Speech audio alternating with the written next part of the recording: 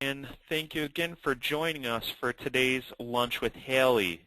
Today we're going to talk about Staffing World 2010, ASA's annual event, and this is going to be the unofficial conference recap from your friends here at Haley Marketing Group. This year we had 6 members of our team join us for ASA, Staffing World. Myself, Brad Smith. We had Ryan Mayer and Paula Zeiss, 2 of our marketing and sales consultants here. We had our creative director, Keith Cassidy, join us. We had Jenny Keller, who is one of our social media experts here at Haley. And finally, we had our CEO, David Cerns, who joined us. Everyone who went to the conference is on the call today with the exception of David. He actually got asked to speak at the Alternative Staffing Alliance conference this week. So unfortunately, he can't join us, but he did share all of his tips and best practices with us, and we're going to present those today. And I'm sure after David returns, he's going to have even better insight from his most recent conference to share on our next webinar. So without further ado, I want to jump right in. We have a lot to cover today. And let's first start talking about the highlights and kind of give you a general overview of what we heard in talking with a lot of staffing professionals, what we heard from the sessions that we were able to attend. And overall, the one thing that really stood out to me is the sheer number of people that attended this year's event. The past few years have been a little bit rough with the down economy, but this year we saw a great rebound in traffic and attendance. There were a lot of great decision makers there, a lot of owners of staffing companies, senior level management. So the people that did come, I feel, represented their company and were key decision makers and had a lot of great insight for us. So overall attendance was way up, so that was a very positive sign. We had some wonderful conversations with people. We're able to talk about staffing in various regions of the country and even internationally.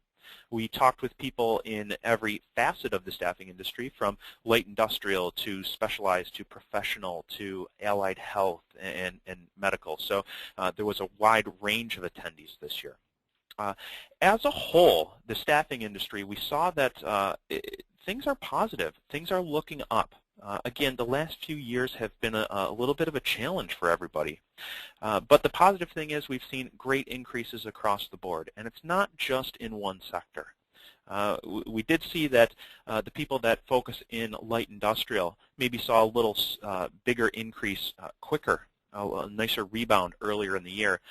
But as we talked to more and more people, we saw that staffing levels are up, orders are up, things are looking bright for the future. And it's across all sectors.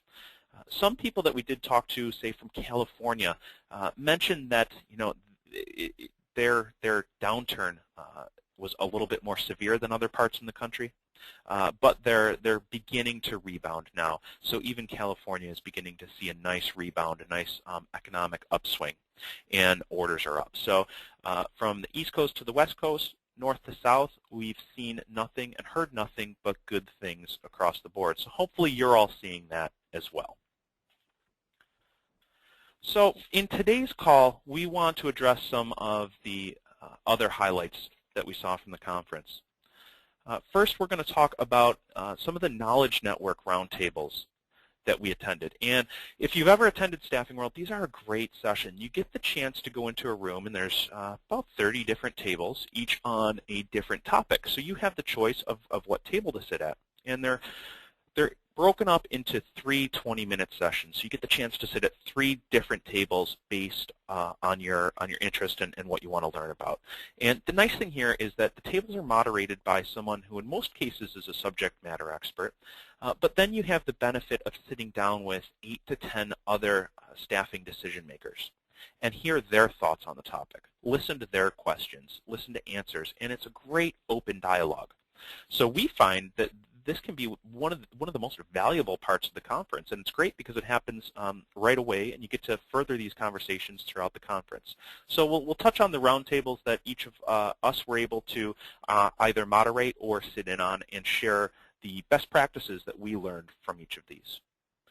Next, we're going to focus on the sessions, and there's a little note here, those we managed to attend. And as Paul is going to point out later in the presentation, we had the benefit of lining up a lot of appointments with some of our clients and some of our top prospects ahead of time. So we used some pre-show mailers to really make sure that the conference was as beneficial as possible to us. And we'll share some tips on how you can do the same thing for events that you attend to.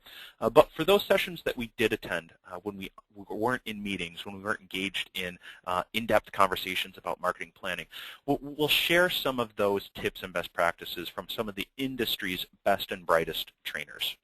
Then we'll talk a little bit about the expo hall and what the other vendors in the staffing industry are seeing, what lessons we can bring back and teach you from what we learned in the expo hall.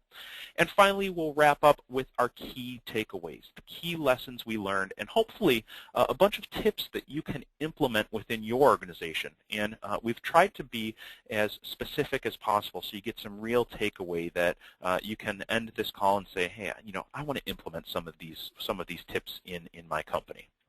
So let's jump right in. And Jenny, I'm going to have you kind of start us off in talking about the roundtable session that you attended. Great, thanks, Brad.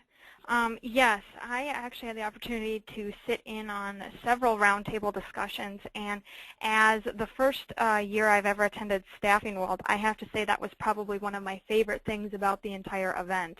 I got to really get a perspective from multiple people in multiple, facets of staffing in different areas of the country, and really get their perspective on a lot of issues and topics that staffing firms are facing across the country today.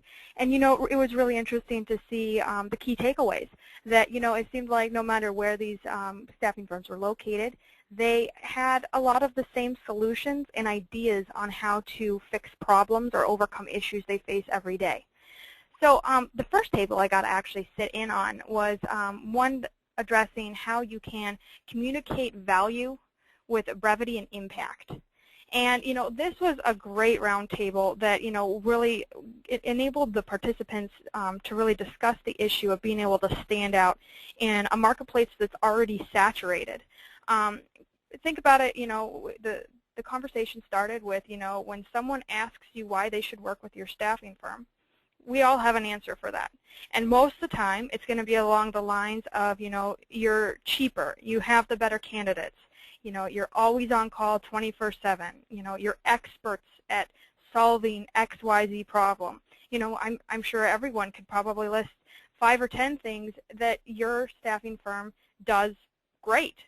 But the problem is, that's probably going to sound very similar to what the guy says right down the street. And this is something that everyone is facing, is being able to stand out to your potential clients and your potential candidates about why someone should work with your firm. And the problem isn't with your business. The problem is actually with how you talk about your business. And really, this is where the opportunity lies. What staffing firms need to do is make sure that every initial contact point they have with candidates and clients alike is memorable. And what you need to keep in mind is what you're saying right now probably isn't memorable to them. So you need to kind of take a step back and figure out how can you be memorable? What do you need to do to achieve that? The takeaway from this discussion was that you need to recognize what is valuable to your clients, not what you think is valuable. And those are two very different things that oftentimes we get so caught up in, making sure we explain and communicate why we think we're valuable, but not necessarily what's valuable to the person you're talking to. So, think about it like this. If you say you're a problem-solving expert, that's not helpful if someone doesn't have that particular problem they're looking to solve. What you need to do is really stop talking about how you're the best and why you're the best, and really what you need to start doing is listening. Asking a client to talk about, themselves can really open the door to figuring out what a possible pain point of theirs may be. Consider which of the following statements really leaves a lasting impression. We're experts in staffing, or we've helped reduce overhead costs of a similar company by $2,500, or maybe $250,000. If you've taken the chance to listen to what they're saying, and then you tell them how you've helped solve a similar problem, it's going to leave a much more impactful impression on them. And this client or candidate is probably going to be more apt to actually work with you. So the key thing to remember from this takeaway and the roundtable discussion is to stop talking and really start listening. Be conciseful and leave an impact with your conversation. I'm actually now going to... Great tips, Jenny. Thank you so much. I think it's very important that we definitely need to sit back and listen and talk with our clients about why they chose us, why they find our expertise to be valuable, and mix that into your positioning message. So thank you so much for sharing. Ryan, I know you sat in on a session led by Scott Wintrip, and I know every time that I sit in on a session with Scott Wintrip or even have the chance to talk with him, I glean some outstanding takeaways. So I'm really excited to hear what Scott had to say in his session. So if you could walk us through that. Absolutely. Thank you, Brad. Well, yeah, Scott Wintrip once again led a great session. This one was called Pump Up Profits, and he delivered some Sales 101 advice in a very powerful way. You know, every recruiter or salesperson out there has heard at one time or another, we don't use staffing, or we're not buying, or we're not interested. And if you've been doing this long enough, you've probably heard it thousands of times. But, you know, the ASA, they show us that 90% of the companies out there use staffing. So what does that say about the underlying reality? So to uncover the reality of what is being said, Scott recommended the simple technique of adding a silent yet to yourself when you hear these statements. So it's we have no needs yet. We don't work with firms like yours yet. We're not adding any other vendors yet. And so it becomes your job to create that yet. To move the prospect from a state of disinterest to a state of intrigue. And I highly recommend emailing Scott for his list of 11 ways to do this. His email address is scottw@staffingu.net, staffing the letter u.net, and he'd be happy to share them. But in the meantime, really you want to lead with the fact that people love to talk about themselves. So ask informed questions about their company and their industry, and turn each response that you get into a question that allows them to both share more on their favorite subject, which is themselves, and it allows you to learn in more detail where your opportunity to help lies with them. And yeah, Scott did a great job. This is one that's really stuck with me, and I've already enjoyed using it in the last couple of weeks as a takeaway from the conference. Wonderful. So thank you so much.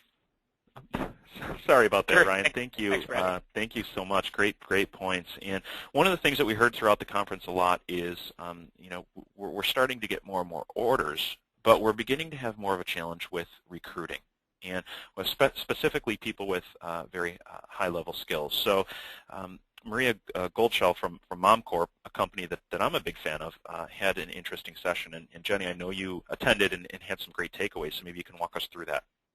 Sure.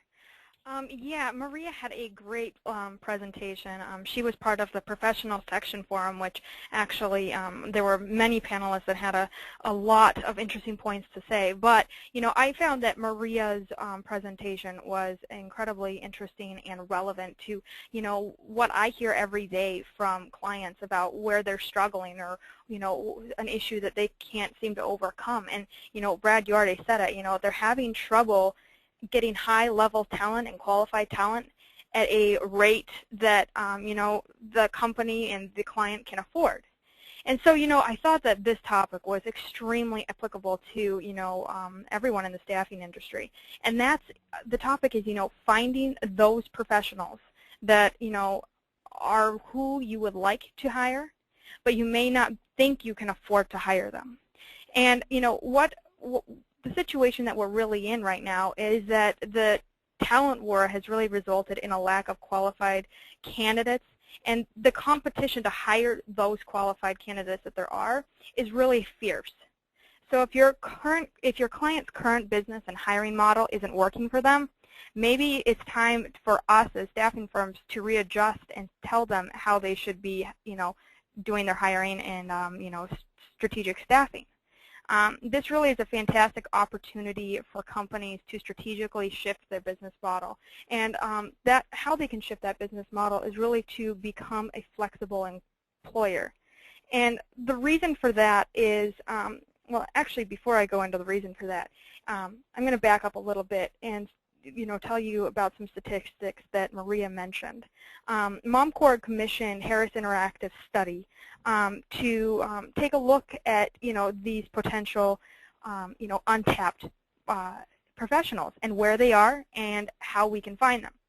And this particular study showed that 3 in 5 working adults want flexibility in their jobs, and they would actually be willing to give up 14% of their salary to have a flexible job and schedule. 14%, which is a huge number if you're talking about an executive level or higher up level management position. So what we need to do is you need to kind of take a step back and say, well, what does 14% mean to your company and your client? How far is that going to take them, and what would they be willing to give up for a 14% lower salary they'd have to pay? Many experienced professional women, for example, take time off, mid-career to start and raise a family. But after they have, raised a family, many of them aren't really willing to recommit to the corporate grind, and they really have learned to love the flexibility of their current lifestyle, and they'd want to continue that with a company that would be willing to offer that. This experienced talent group has a skill set and years of experience that a company really desires. And if a firm is willing to be a little flexible in the position, these candidates may be willing to take a slightly lower salary. So if your company is willing to readjust their expectations, they may be able to attract qualified candidates that were previously out of their reach and at a much lower cost. As staffing firms, you need to coach your clients to understand the benefits of being a flexible employer. Talk to your clients and figure out what their threshold is. Do they need the employee to be in the office all 40 hours a week or more, or would they be willing to allow these employees to work remotely for a part of the week? Knowing what your client is willing to make concessions on will help you recruit better talent.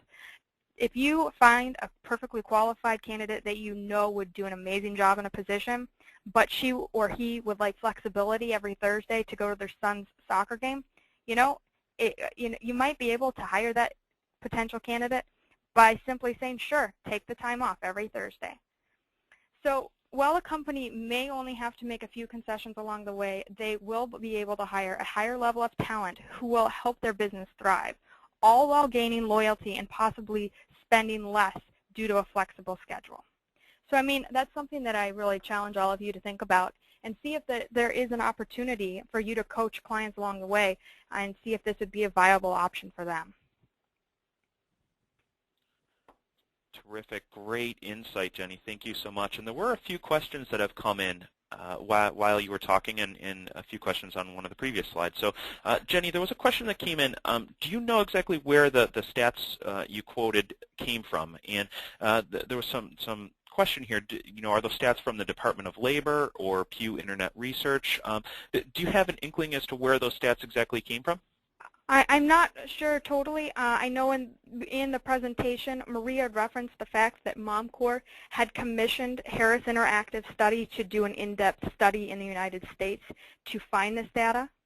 So, I don't believe it was something that was, done through one of the government associations, but I do believe that, it was a study that MomCore was actually studying. Okay, great. So, yeah, so it was a proprietary study.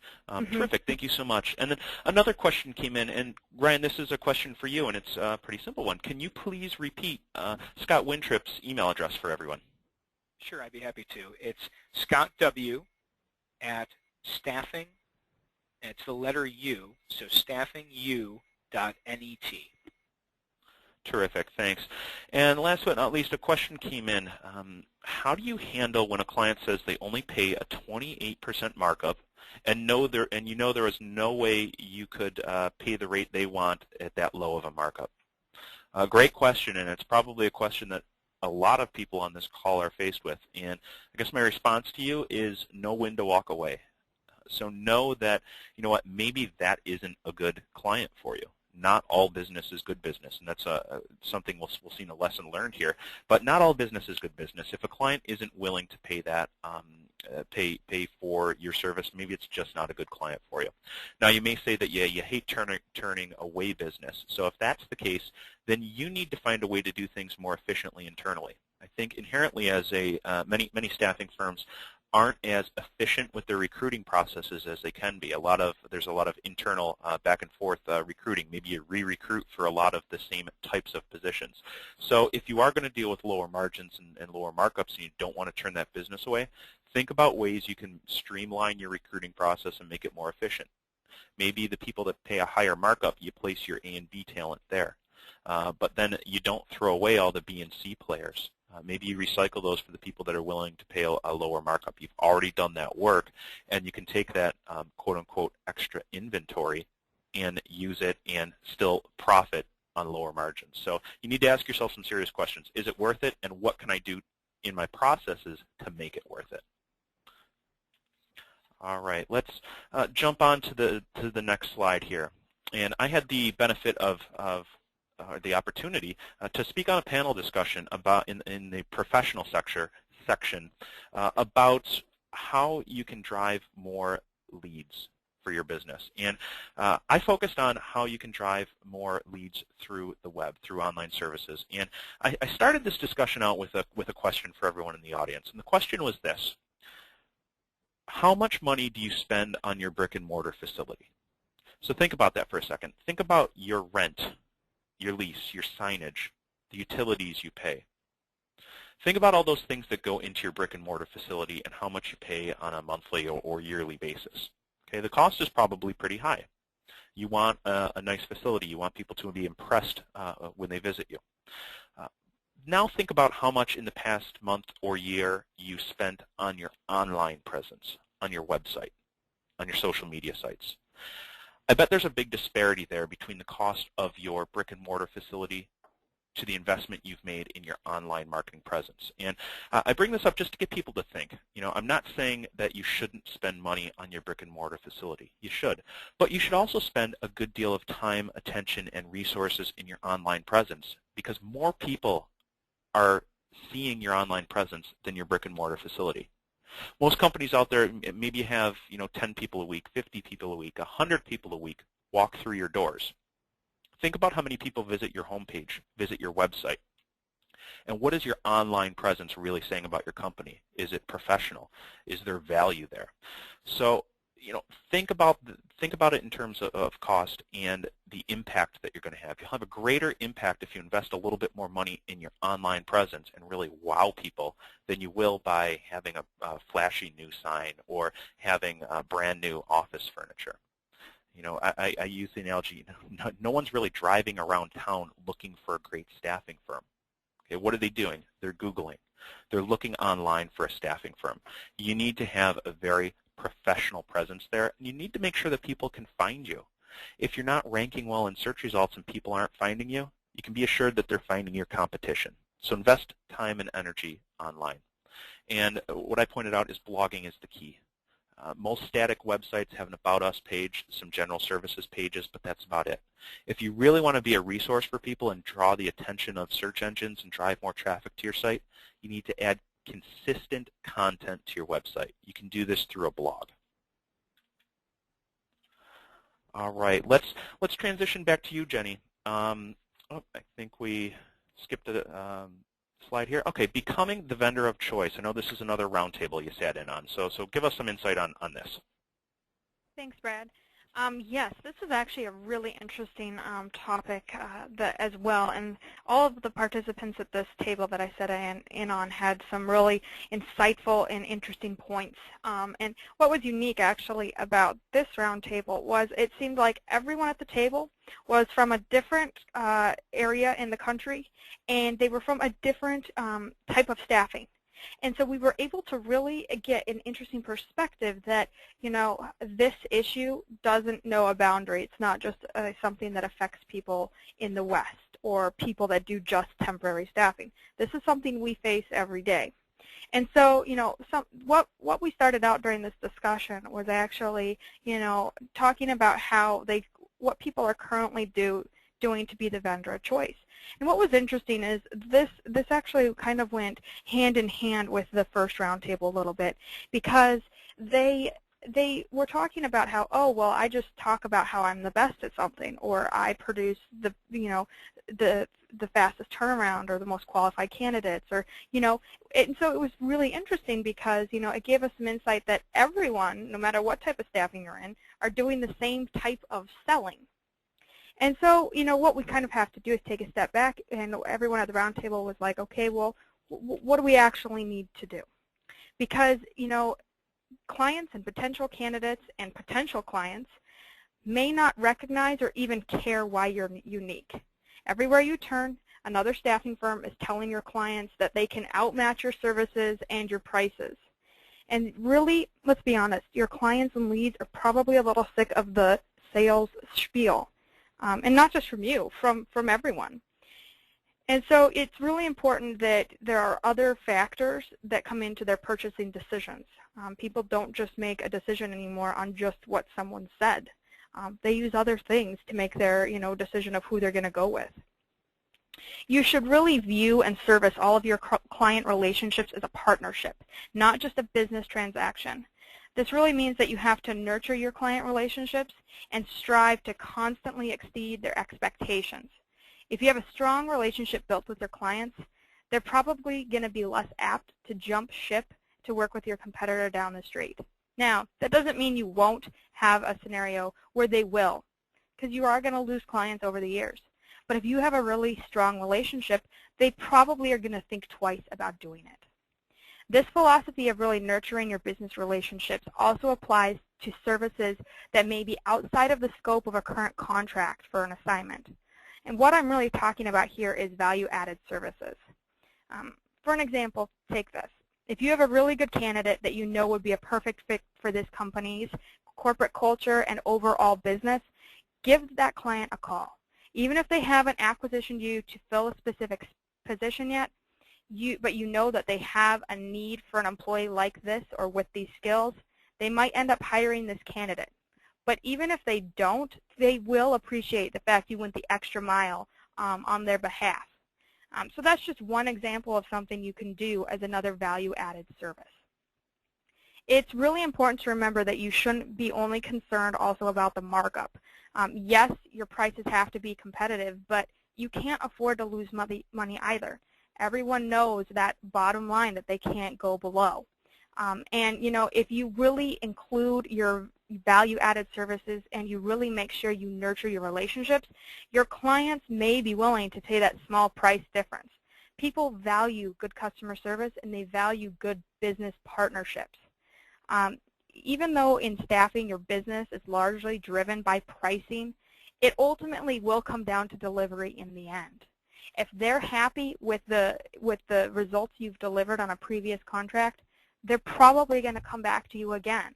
If they instead jump ship and say, oh, I'm going to go down to staffing agency B down there, he's going to charge me less, and then he delivers poorly, they're really going to, come back to you after they realize they valued that extra time and you invested in them. Even if they have to spend a little bit more for it, people like to be sure and confident that they are getting a good service and they're getting a good product for the money they invest.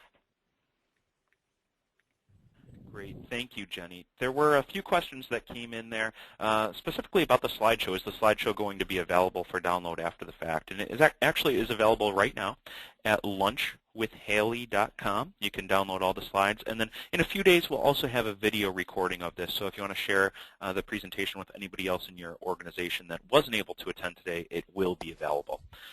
And there was also another great question that came in that talked about blogging and how often a staffing firm should commit to blogging and what is some of the best content that you can share through a blog. And it's a nice transition into our next topic here. I had the chance to moderate a roundtable about this very topic. We talked about how to drive sales through SEO, search engine optimization, and social media. And really, we had 3 different sessions at this roundtable, each 20-minute sessions with different people, and it was interesting that the conversation within each session was completely different. The first session we talked more about search engine optimization and how are you going to get more, how are you going to improve your search rankings, how are you going to get more traffic to your website, how are you going to increase your Google rankings. And we talked about the basics of search engine optimization. We don't have time to go through all of the basics, but we do have a great SEO guide available on our website, HaleyMarketing.com. We also have some past Lunch with Haley's where we focused exclusively on SEO that are available at Lunch with Haley. So I encourage you to use both of those resources. But one of the biggest driving factors now in SEO is adding good content to your website and blogging consistently. And I always say that a good benchmark for blogging consistently is to shoot for at least one good piece of content every week. If you can do 2, great. If you can do 3, great. But shoot for 1 and make sure that everyone in your company contributes. It doesn't have to just be one person that continually blogs. Your receptionist can have some great insight into how she's answering the phone and different greetings. Your recruiters have great insight. Your staffing coordinators have great insight. Make sure that everyone in the company that comes face-to-face with a client or candidate is blogging about their experiences and shares their best practices. And you'll get some great content, you'll improve in search rankings, and you'll get a lot more inbound traffic.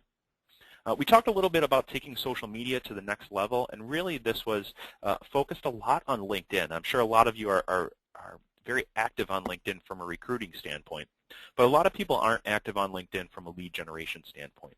And what you need to do is join groups. Think about where your clients and your candidates are hanging out online. There's a group for just about everything. So if there's a specific industry you focus on, a specific geographic region, search for groups of professionals in those areas. They're out there. And if they're not out there, you have a great opportunity. You can start and create your own group and moderate that. But once you join a group or you create a group, start adding good content. So when you come up with that great content on your blog, repurpose that. Start a discussion in LinkedIn. Link back to your website. Okay. The second last point here, converting.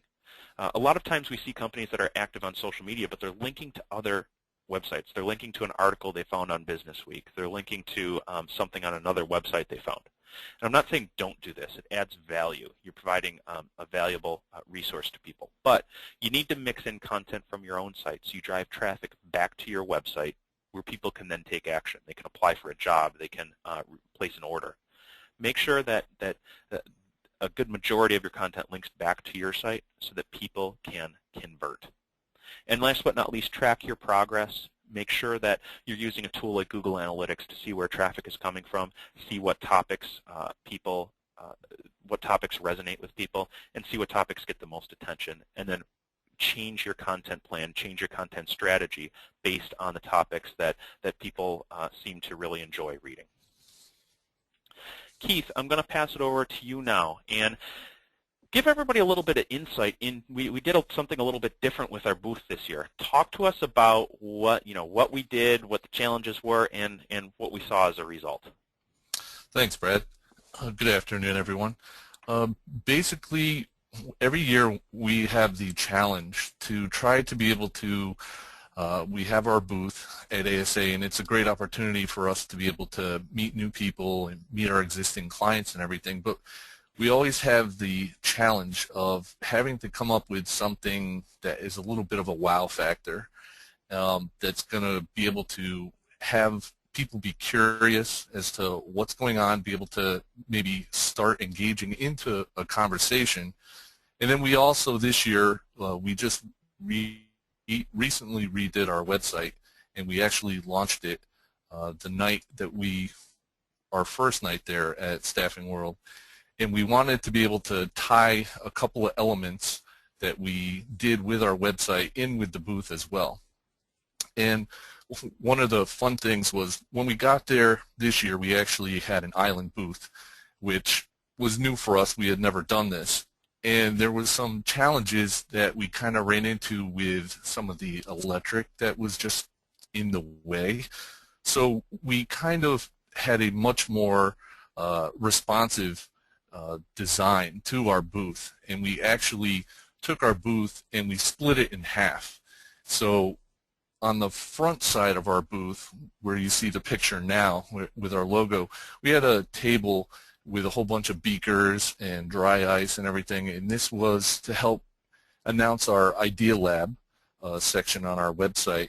And it was, again, the part of being able to have the visual element, kind of the draw some interest and bring people into the booth.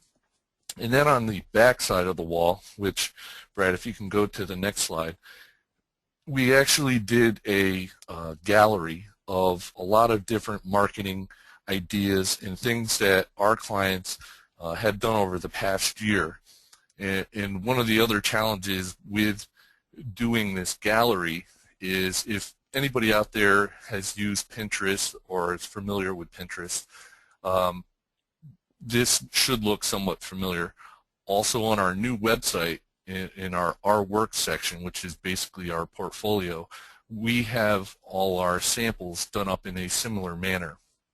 And we basically wanted to be able to have something that was a big visual draw, as well as people to kind of be able to come up and to get inspiration, to see what other people are doing out there in the industry, and also to ask, because there were a lot of different samples of postcards, things that we've done for clients with custom Facebook tabs, so a whole range of different topics and everything that we had. I think it went over fairly well.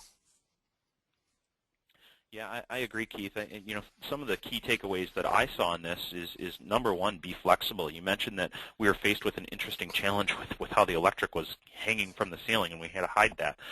So we were flexible. We were open to change. We were consistent with what we're doing and consistent with our brand. We carried through the look and feel of our new website on our booth, so that everything tied together, everything was cohesive. And finally, you have to add value. So one of the biggest things that people come to us for are new ideas. What else can I be doing in my market to make myself different? What are other people doing that has worked in the past? So we thought about that, and we said, you know, one of the best things we could do is show samples of our work. People love samples, and that's where the idea for the back wall came in. So for your business, think about how you can stand out. Think about when you need to be flexible, and think about how you can be consistent across all of your marketing platforms and channels to make sure that you're representing your brand in the right light.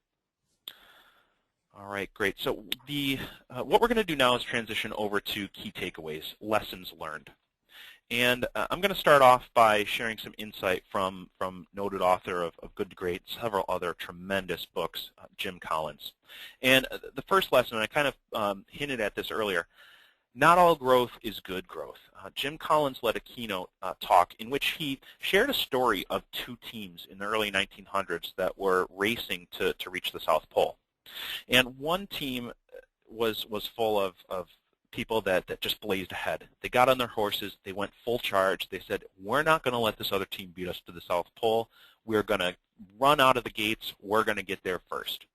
Okay? And for the first little bit, you know, they were well ahead. They made these huge leaps, these huge advances. The second team, instead of, you know, going full steam ahead, they said, you know what, we're going to plan this out. We're going to be methodical.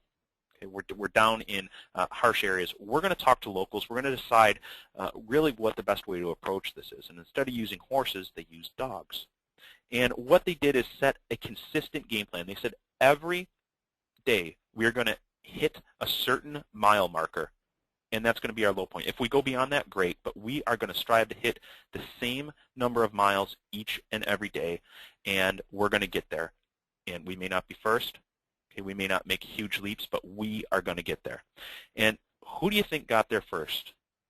The company that charged ahead or the company that had a plan? Well, yeah, it was the company that had a plan. Not only did they get there first, the first expedition that I mentioned who just blazed ahead, they never made it. Everyone on that expedition died because they didn't take precautions. They didn't plan ahead. They went into it without a plan. Okay, and what they're getting at is not all growth is good. Just because you take on a ton of new business doesn't mean that's a good thing for your business. The company that consistently grows, that consistently says every single year we are going to hit 20% growth, and that's our baseline, is the company that's going to be around for longer. longer, and a company that is going to have sustainable growth.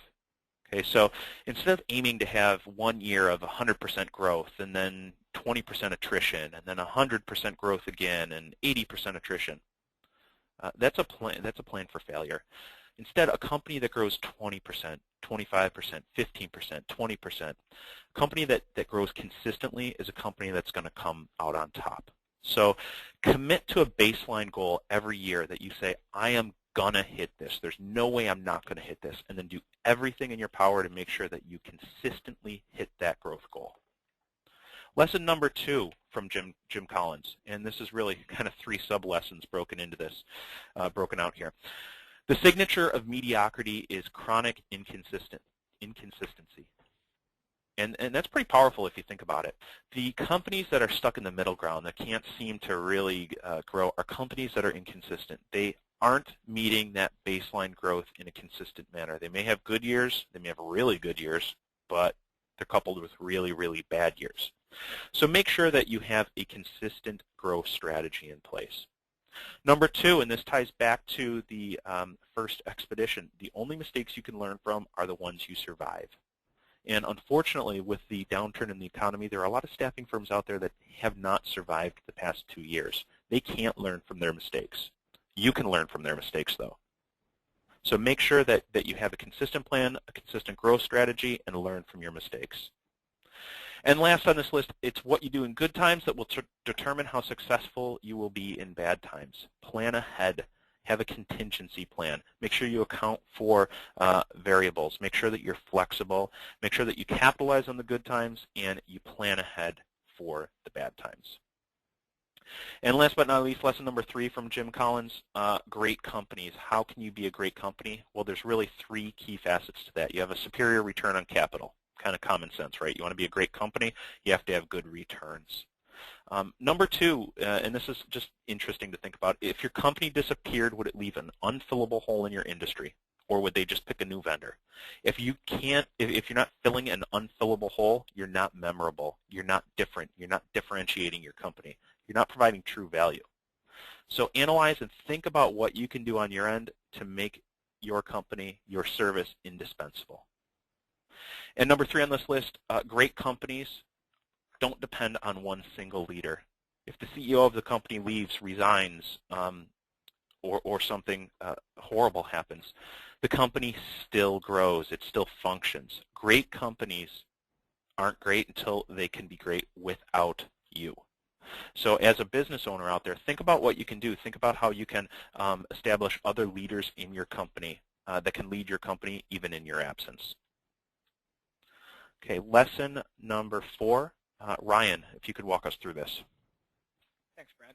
Yeah, so Jenny spoke earlier about brevity and impact, and this goes along with another great lesson from Scott Wintrip's presentation.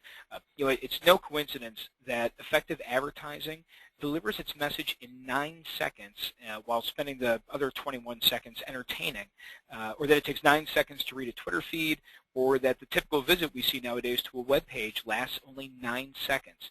And unless your audience is trapped in the elevator for 30 seconds, this is all the time you have right now to capture attention upon introduction. Now, that's a tall task for most, and knowing that everything you say after 9 seconds could be wasted could very well be a paralyzing realization. And that's why Scott recommends that you have what he calls parachute stories at the ready to communicate in an effective, impactful way. And his definition of parachute stories, these are verbal mini case studies that provide proof of the value that you deliver. So, most salespeople are naturally effusive. They likely consider what they have to say about as entertaining as can be, and they'll take 3 or 4 minutes. And we're not free falling from space here like that Felix guy a month ago. So you don't have that amount of time. You don't want to just start spouting off about how you give great service and completely bore a prospect who's heard that statement 100 times. So no matter how true it is, it doesn't mean anything when it's conveyed the wrong way. So a parachute statement, and this is really the core of what he delivered, it has to be either quantifiable, quotable, or comparable in some way. So quantifiable would be, we lowered staffing costs by 20% and boosted productivity by 30%. Example of quotable would be customer X says we've outperformed our competitors by a mile. And comparable would be before using our services, Company X hired 11 salespeople for 3 positions back in 2010. And with our help in 2011, they only hired 5 people, and one was an additional hire that was due to growth from increased sales. And that leads into the next point, featuring results and specifics on how you improved your client's condition.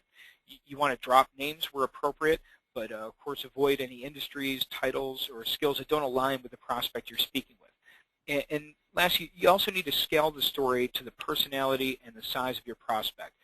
Delivery is as important as nailing the landing.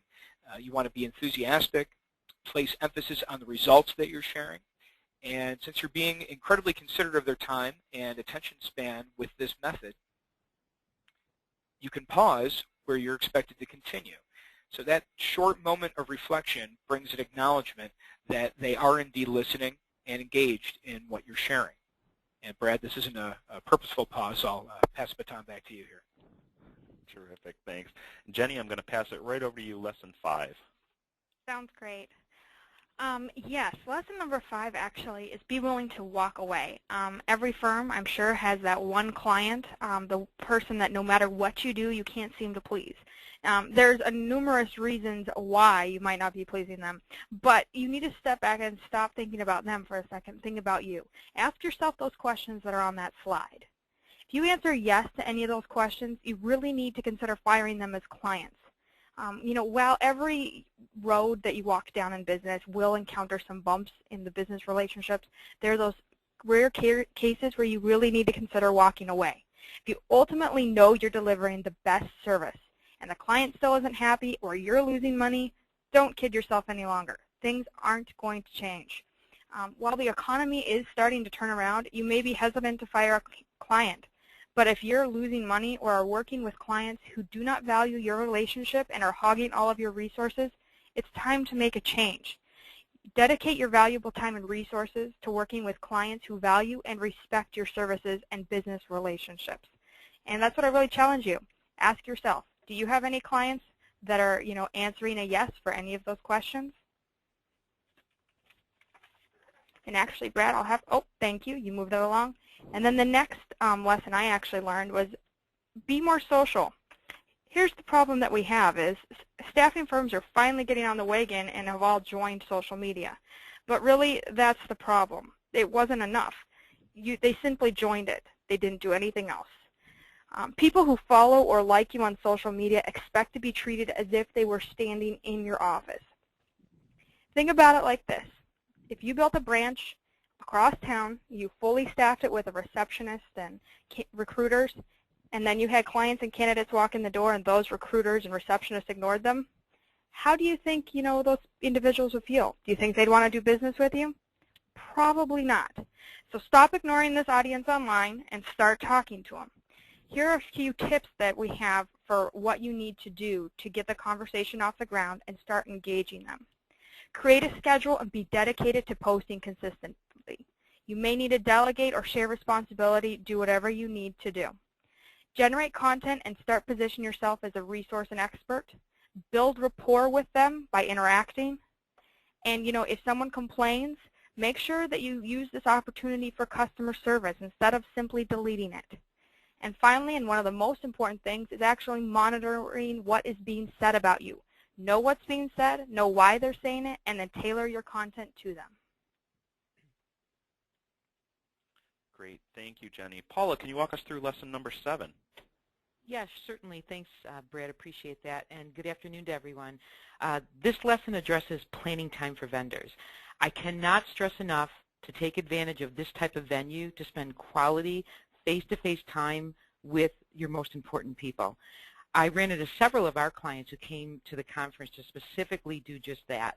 And as one of our clients put it, I can't put it better, they basically said, this is the only place in the world that I can meet with all of my most critical vendors.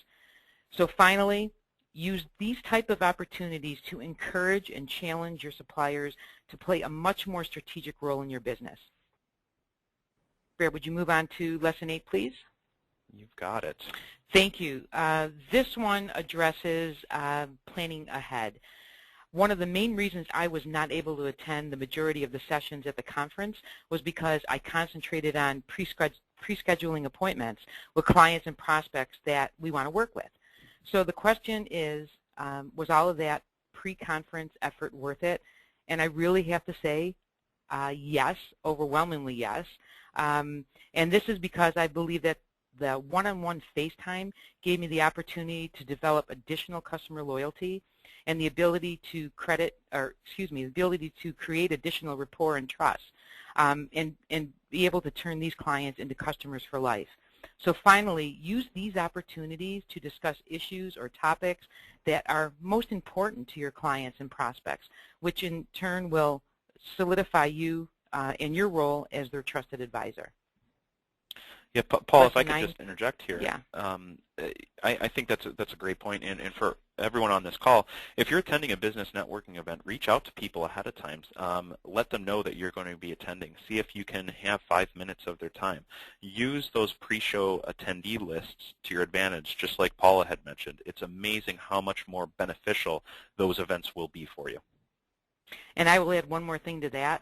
I am really busy right now, which is a little bit stressful, but it's a good thing, and it was all because of the pre-planning. Thanks, Brad. Lesson 9, become a consultant, not a vendor. This is important because this is what we are doing right now. It's sharing ideas, it's sharing case studies, success stories from other companies that have been successful with your clients or your candidates. It's a way to be seen as an educator, an advisor, and specifically a trusted advisor. So think about how you can present new ideas to your clients to make them be more profitable. It's going to get you out of that selling zone, which you definitely don't want to be into. And you're going to be seen as more of a consultant, and you'll get more business out of that too. Great, thank you, Paula. And lesson number 10, our last lesson here, and I swear this lesson wasn't planned. It's something that several of the other presenters had brought up. Invest more in marketing. And it sounds kind of self-serving here for Haley Marketing Group, but the honest truth is that the average spend in marketing in the staffing industry is 0.5 to 0.6% of sales, which is a drop in the bucket compared to most other industries. You look at other industries as a whole, they're spending between 4 and 5% of their sales in marketing, in growing their business. If you look on the retail side of things, that almost doubles. Okay, so retail firms spend 8 to 10%. Even if you spent just 1% of sales in marketing, you'd have such more greater visibility. You'd be able to stand out in the marketplace. You'd be able to really differentiate your firm. So take a look at your marketing budget and see what percentage of sales it is. Get up to a little bit higher. Get beyond your competition, and you'll have such more visibility in the marketplace, and it will pay dividends. If you look in the staffing industry, one company that spends a lot on marketing is Robert Half. And they do great things. They produce great content. They do a ton of surveys. They do a ton of research. They invest smartly and wisely, and it's helped position them as a thought leader in the marketplace and one of the most reputable firms in the country and in the world. So they're a great example of how smart investment in marketing can really help grow your business. We're going to wrap things up with a short congratulations to our clients. And I do want to end this webinar with a Q&A session. So if you begin thinking about some questions you may have for our team, and we'll leave some time to answer those for you at the end. Use the little question area in the right-hand column of your screen and submit some questions.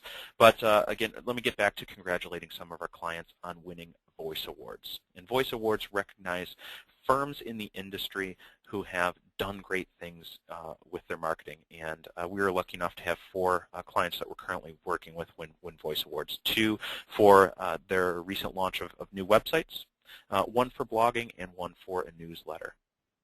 And 1 won Best of Show. So first, congratulations to Triumph Services. They launched a new website this year, got some outstanding results from it, have seen some great traffic from this, so congratulations, Triumph Services. Next on our list, newsletter, Professional Staffing Group one for their new newsletter. It's a very streamlined newsletter. It's very easy. It's simple to follow. Click-through and view rates are tremendous. So congratulations, Professional Staffing Group, on winning a Voice Award. Pride Staff, their Phoenix market, they launched a local blog in the Phoenix area, which is a brand new site, has really caught on, has gotten a lot of traffic, and each week they post great new content that's specific to the Phoenix area. And they've made a lot of headway in the Phoenix marketplace because of this. So congratulations, Pride Staff. And not to be outdone, the Pride Staff corporate site won Best of Show this year with very clean design. The site is search engine optimized, and the traffic has gone through the roof. So again, congratulations again to Pride Staff on winning Best of Show this year. That kind of leads us to our Q&A session and the wrap-up of the Unofficial Staffing World Conference. So please give us some questions. Use that area in the right-hand column. You've asked some great questions throughout the presentation. I hope there's a few more left, and we'll kind of stay on and answer those as those come in. And actually, one just came in now. What staffing sectors do you see the most growth in? How about specific niche sectors like creative, accounting, and finance? We heard some actual great things about the LI industry, so there's been a lot of growth in light industrial. They're most likely with healthcare reform. There's going to be some exponential growth in the healthcare field. And specifically with locum tenens, there's going to be a lot more need for primary physicians if healthcare reform goes through, and a lot of it hinges on the election. But that's a big growth sector, healthcare. We've seen some inklings that accounting and finance are going to be good, and then IT and specifically healthcare IT is growing. And anyone else on the call, if you heard anything else from the staffing firms that you talked to or the presenters, please feel free to chime in. All right. Another question came in. What is the best way to approach a client to obtain quantifiable statistics on how much our services save time or money, grew sales, etc.? Many of these numbers are difficult and timely to quantify. I will agree with you. It is very, very hard to get these statistics. You need to focus on working with a specific client that you have a great relationship with. Start there. Look at your best clients. Okay, ask them probing questions. Look at the people you place. Look at how long they stay on. Look at what impact they have. You're going to need to work directly with your best clients to help gather this information. Maybe you help them develop checklists. Maybe you help them develop spreadsheets. Maybe you position it not as, you know what, hey, I'm looking to get these great statistics that we can use in our marketing efforts, but maybe you say to that client, hey, I am looking for a better way to serve you. What I need you to do is track these following, 3 components, get back to me, and I'll see what we can do on the service side, on the recruiting side to provide more value to you. So make it, turn it into a positive for your clients and supply them with the tools that they need to actually track this data. Another question that just came in. We're not a very big staffing firm. Will Haley Marketing be able to work with our limited budget? Read our website and get a social media presence as well. If your budget is $3, I'm going to say, you know what, you're not the type of client that we can help you out with, but I'm sure that's not the case. We work with clients that have very large budgets, and we work with clients on tight budgets. What I would suggest doing is maybe setting up a call with Ryan or Paula, and they can look at your budget and help you really allocate that budget as wisely as possible and say, you know what, you're going to have the most ROI, you're going to have the biggest bang for your buck, you're going to get the most low-hanging fruit in these areas, and that's really where we suggest investing most of your dollars. So Ryan and Paula do that on a daily basis and help people really make more educated marketing decisions. So we would be happy to work with you. Another question came in. Can you provide a little bit more detail about using a blog to become a local expert? Sounds like an interesting way to build your local brand. Great question, Tom. And yes, it is a phenomenal way to build your local brand. So think about what people in your local market are interested in. Where I would start is thinking about salary. So that salary data not only applies to employers, it applies to job seekers. We all want to know that we're being paid what we're worth. We all want to know that we're paying talent what we should be paying them. And you can get all that information from the Department of Labor. Indeed has some great free resources where you can go on and see average salaries in a local market for a specific type of position. That's a great starting point. Look at local business trends. Look at what's going on specifically in your industry. See if there's a talent gap in your industry, write content around that. And then just use the knowledge that you have in your head. So you all have some great experience in recruiting, interviewing, sourcing. Get that onto your blog. Put a local touch on that. It goes a far way in establishing you as the go-to staffing and recruiting firm in your market. Another question came up. What are some creative ways to get past a gatekeeper that we may not be doing? Well, maybe one innovative way is to not get stuck at the gatekeeper at all. So instead of just picking up the phone and calling and asking for the executive that you're looking to speak with, think about what other tools and what other medium you can use to reach that person. And a lot of people I talk to are afraid of Twitter. Okay, they don't know what to do with Twitter. They don't see any value in it. Well, if an executive in a company that you're trying to reach has a Twitter account, I can guarantee you you're going to get through directly to them. You're going to get past the gatekeeper because there is no gatekeeper. They are the gatekeeper. So try there. Reach out to people on social media outlets, whether it's Twitter, LinkedIn, Facebook. It's a great way to eliminate the gatekeeper. So they're not even a factor. So think about what other tools you can use. As far as direct mail or marketing campaigns go, you're going to have to do repeated mailings to get through the gatekeeper. You're going to have to do something wow or knock your socks off. We have a lot of clients who have been very effective at using dimensional direct mail pieces. And what I mean by that is maybe instead of just sending a postcard, you send something in a tube or a large box, something that captures attention, something that the gatekeeper can't throw away. So think about what you can do from a marketing perspective to make you stand out. And then share great content. That's a great way to get people to actually answer the phone when you do call. If you consistently provide value and provide great content, you'll get people to pick up the phone. You'll get the gatekeeper to pass you on. So hopefully those helped. Another question that came in, are staffing firms having much success with Twitter and other social media forums besides the big ones like LinkedIn and Facebook? Really depends on your industry and what type of people you're trying to reach out to. A lot of people have great success recruiting on LinkedIn. I think there's a lot more potential to use LinkedIn as a lead generation source, and I don't think staffing and recruiting firms are really using it to its fullest. So look at groups, look at where you can be a thought leader in your space, and position yourself as a partner instead of a vendor. And I know we're a little over time, so I wanted to thank everybody that's still on the line with us. Feel free to send a few more questions in. We'll either answer those online or off. But I also wanted to encourage everyone to make sure that you join our next Lunch with Haley coming up November 15th. It's a topic that a lot of people have requested we tackle.